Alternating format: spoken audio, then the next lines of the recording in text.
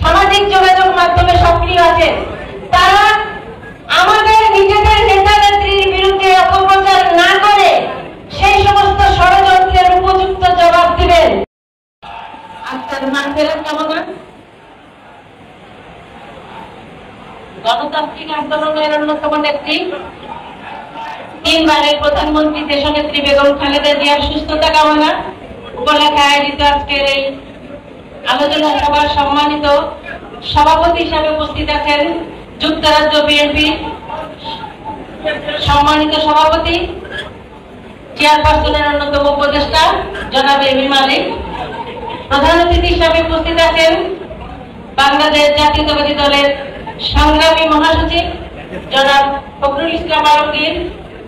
উপস্থিত আছেন জাতীয় বিএনপি জাতীয় স্থায়ী কমিটির অন্যতম সদস্য জনাব মির্জা আব্বাস। উপস্থিত আছেন জাতীয় স্থায়ী কমিটির অন্যতম সদস্য জনাব ইকবাল হাসান মাহমুদ।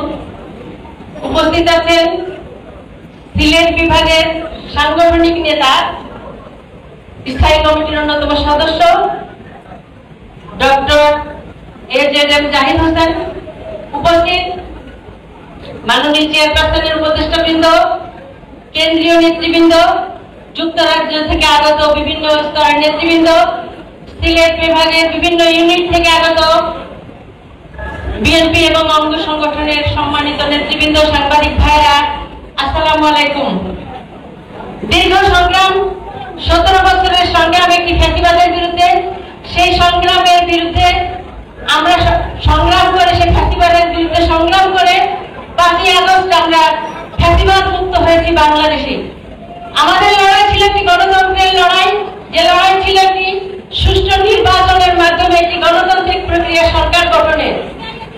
আজকে আমরা ফ্যাসিবাদ মুক্ত হতে হয়েছি, কিন্তু আমরা দেখছি এখনো বিভিন্ন ধরনের ষড়যন্ত্র বিএনপিকে নিয়ে এবং বিভিন্ন দলের রাজনৈতিক বিভিন্ন কূটকৌশল করে আজকে যখন বিএনপি সর্ববৃহৎ সর্বজনপ্রিয় দল হিসাবে, মানুষের কাছে গ্রহণযোগ্য একটি দল হিসাবে যখন ভোটের নির্বাচনে অংশ নিতে চাচ্ছে, তখনই তার বিরুদ্ধে ষড়যন্ত্র হয়েছে। বিএনপিকে থামানোর জন্য বিভিন্ন ধরনের অপপ্রচার শুরু হয়েছে।